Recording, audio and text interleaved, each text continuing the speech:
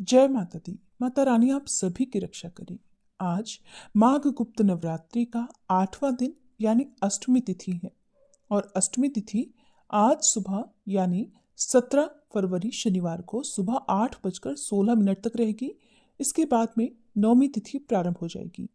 महाविद्या बगलामुखी को 8वीं महाविद्या कहा जाता है। इन्हें पीताम्बरी देवी के नाम से भी जानते हैं। माँ बगलामुखी को पीला रंग बहुत प्रिय है और इनके भक्तों द्वारा पीले वस्त्र अर्पित किए जाते हैं। पीले फूलों से माँ का श्रृंगार किया जाता है और माँ बगलामुखी सोने के सिंहासन पर विराजमान रहती हैं। इनकी साधना करने से, पूजा अर्चना करने से भक्तों के सभी दुखों का नाश हो जाता है और जीवन में आने वाली सभी प्रकार की परेशानियां भी दूर हो जाती हैं।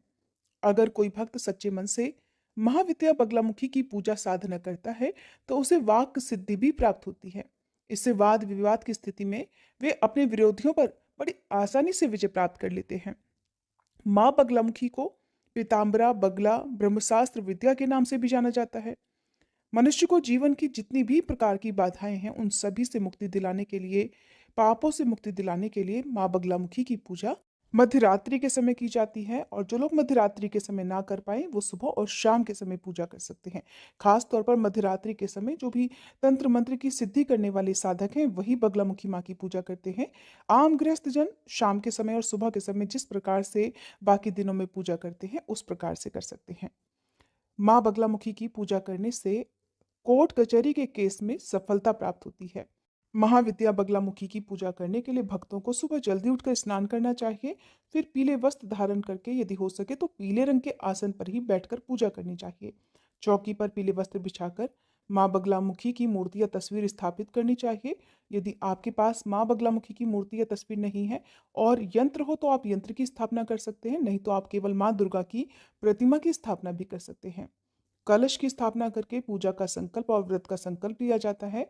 फिर माँ को अक्षत, चंदन, रोली, बेलपत्र, पान, मौसमी फल, खास तौर पर पीले फल जैसे केला, संतरा या बेर आदि, सिंदूर, पीले फूल, धूप, दीप, नैवेद्य आदि सामग्री अर्पित की जाती है। फिर माँ बगलामुखी कवच का पाठ करके, व्रत की कथा पढ़ और सुनकर, मंत्रों का जाप करके, सबसे अंत में आरती करके माँ को भोग लगाकर फिर क्षमा याचना करनी चाहिए। परिवार के सभी सदस्यों में माता रानी का प्रसाद बांटना चाहिए। लेकिन आपको ध्यान रखना है कि ये गुप्त नवरात्रि है। आपकी की गई पूजा का आसपास के लोगों को पता ना चले और ना ही इस प्रसाद को आप बाहर किसी व्यक्ति को दें। जो भी हम गुप्त नवरात्रि के दिनों में भोग लगाते हैं वो घर परिवार के ही सदस्यों को देना चाहिए। पूजा करते समय आपको किसी और से बात नहीं करनी चाहिए, क्योंकि माँ बगलामुखी अपने भक्तों की विशेष रूप से रक्षा करती हैं। उन्हें हर प्रकार के बुरे कामों से बचाती हैं, उन्हें सद्बुद्धि प्रदान करती हैं। इसलिए आज के दिन आप जो भी पूजा करते हैं, व्रत रखते हैं, उस दिन आपको भूले से भी दूसरों के बारे में गलत नहीं सोचना चाहिए, बुरा नहीं करना चाहिए। किसी प्रकार की, किसी भी तरह की जीव हत्या, जीव हिंसा करने से बचना है। यदि ऐसा होता है, जाने अनजाने में यदि आपसे कुछ भी गलती होती है तो उसका भी बहुत बुरा परिणाम भुगतना पड़ सकता है। क्योंकि माँ बगलामुखी को पीला रंग बहुत प्रिय है, इसलिए आज के दिन पीले रंग की वस्तुओं का, जैसे पीले मौसमी फलों का, पीले वस्त्रों का आप गुप्त दान किसी कन्या को भी कर सकते हैं। मंदिर में आप दान दे सकते हैं, गुप्त रूप से आप दक्षिणा का दान कर सकते हैं। माँ बगलामुखी को आप पीले रंग की चुनरी अर्पित कर सकते हैं। ऐसा करने से भक्तों के जीवन में सुख और समृद्धि आती है, मनोवांछित फल की प्राप्ति होती है। और माँ की पूजा करने से यदि आने वाली कोई बाधाएं है तो वो भी बड़ी आसानी से दूर हो जाती है। घर परिवार के सदस्यों का स्वास्थ्य बेहतर रहता है और इनकी पूजा करने से यदि विश्वास के साथ पूजा की जाए तो सभी रुके हुए कार्य भी बिना किसी बाधा के पूर्ण हो जाते हैं। शारीरिक और मानसिक चिंताएं भी दूर हो जाती हैं। अगर आप अपने जीवन में आगे बढ़ना चाहते हैं या आपके ऊपर किसी ने कोई झूठा मुकदमा कर रखा हो तो ऐसी स्थिति में आप नियम से दिन में जितनी बार भी हो सके माँ बगलामुखी के ओम ऐं ह्रीं श्रीं बगलामुखी देव्ये नमः इस मंत्र का पूर्व दिशा की ओर मुंह करके जाप करना चाहिए। आप कुछ भी काम करते हैं, चलते बैठते उठते समय यदि सच्चे मन से आप माँ पर विश्वास रखते हुए इस मंत्र का लगातार जाप करते हैं तो आपके ऊपर जो भी झूठा मुकदमा है या आपके शत्रु विरोधी आपको बहुत ज़्यादा परेशान करते हों तो शत्रु विरोधी शांत हो जाते हैं, उनसे आपको किसी प्रकार का कोई नुकसान नहीं होता और यदि कोई झूठा मुकदमा है तो उसमें आपको विजय प्राप्त हो सकती है। इस प्रकार महाविद्या की पूजा की जाती है। पौराणिक कथा के अनुसार एक बार सतयुग में महाविनाश उत्पन्न करने वाला ब्रह्मांडी तूफान उत्पन्न हुआ, जिससे संपूर्ण विश्व नष्ट होने लगा और चारों ओर हाहाकार मच गया। अनेकों लोग संकट में पड़ गए और संसार की रक्षा करना असंभव हो गया। यह प्रचंड तूफान सब कुछ नष्ट भ्रष्ट करता हुआ आगे ही बढ़ता जा रहा था, जिसे देखकर स्वयं भगवान विष्णु भी चिंतित हो गए।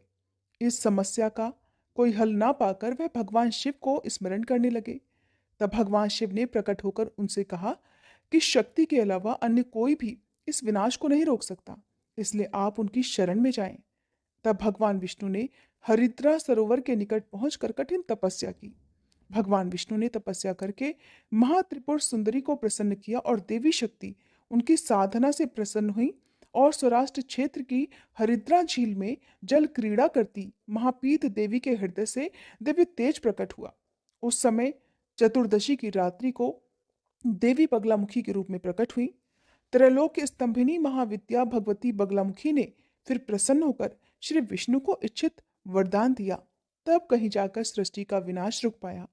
देवी बगलामुखी को वीर रति भी कहा जाता है, क्योंकि देवी स्वयं ब्रह्मास्त्र रूपिणी है।